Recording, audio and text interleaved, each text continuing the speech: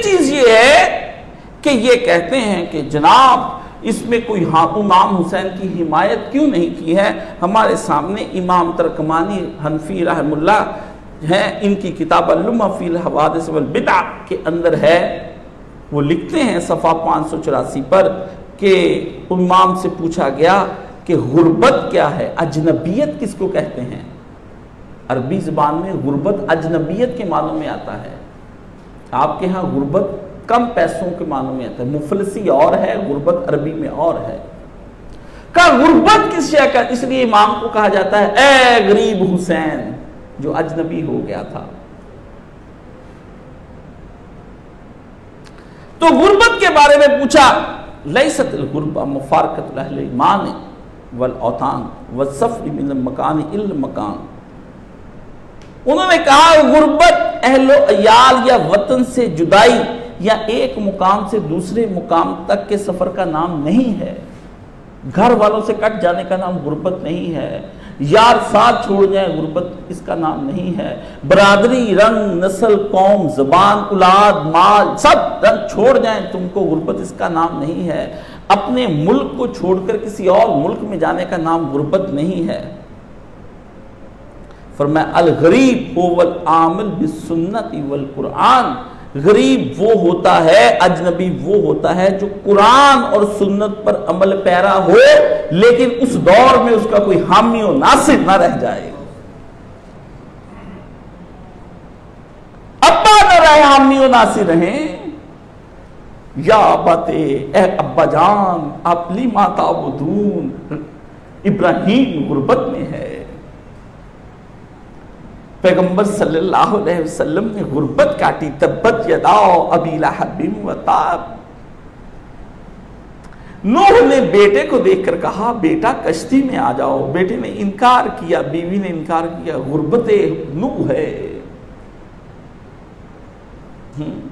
फिरौन की बीवी आसिया ने कहा मेरे शौहर आओ, हम दोनों ने जो बच्चा पाला मूसा हक की तरफ बुलाता है, आओ उस पर। गुर्बत आसिया है। निकाल कर इब्राहिम को सहराओं की जानिब बाप ने भेज दिया, महल से निकाल कर 73 साल का इब्राहिम जा रहा है, गुर्बत है। हाजर को मक्का छोड़ दिया, वहां कोई नहीं, गुर्बत है। लूत की बीवी उनसे अलग हो गई, गुर्बत है। साथ रहती है मगर अजनबियत है।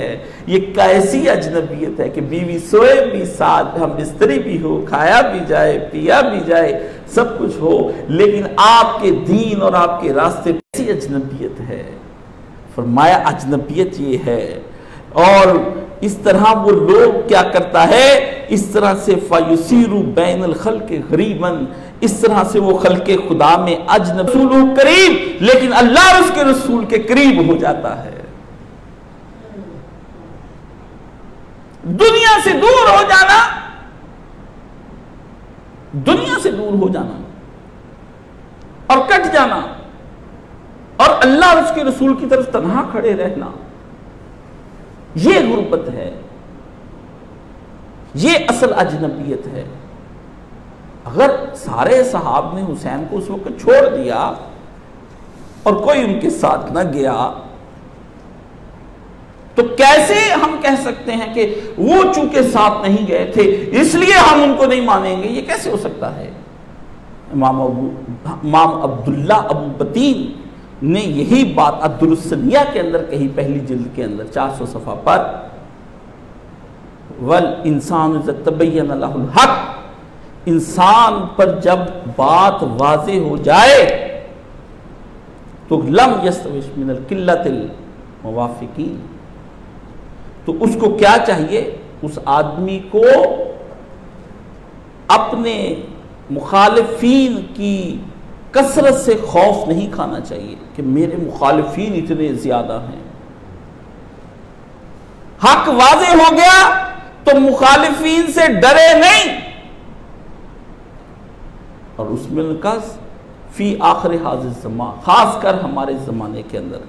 और अगर ला इल्म का ये कहना अगर सही होता कि जनाब फुला फुला आइमा पर कैसे हक मख्फी रह गया, तो ये बातें तो कुफार भी कुरान मजीद में करते थे, कहते थे लौ काना खैरन मा सबकूना इलैहि, अगर इस्लाम हक होता तो सबसे पहले हम कबूल करते, हम कबूल करते। कहते इस्लाम हक ही नहीं है। ओ जी, सहाबा यजीद के खिलाफ ना उठते, अगर इमाम हुसैन हक पर होते साथ देते।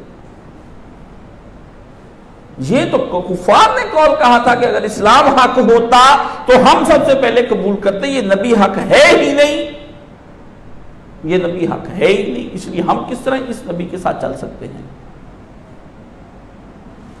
आइमा उम्मत इस बात पर इत्तफाक किया है कि जो कुछ हुसैन ने मौकफ इख्तियार किया था वो मौकफ हक, बिल्कुल हक था, चाहे हुसैन उसमें एक ही उस वक्त नजर आ रहे थे, लेकिन ये वो मौकफ है जिससे कुल दुनिया को फिर अपना मौकफ देने पर मजबूर कर दिया, और फिर मक्का ने भी मौकफ दिया, मदीना ने भी दिया, और आज तक हम हुसैनी होकर के मौकफ दे रहे हैं।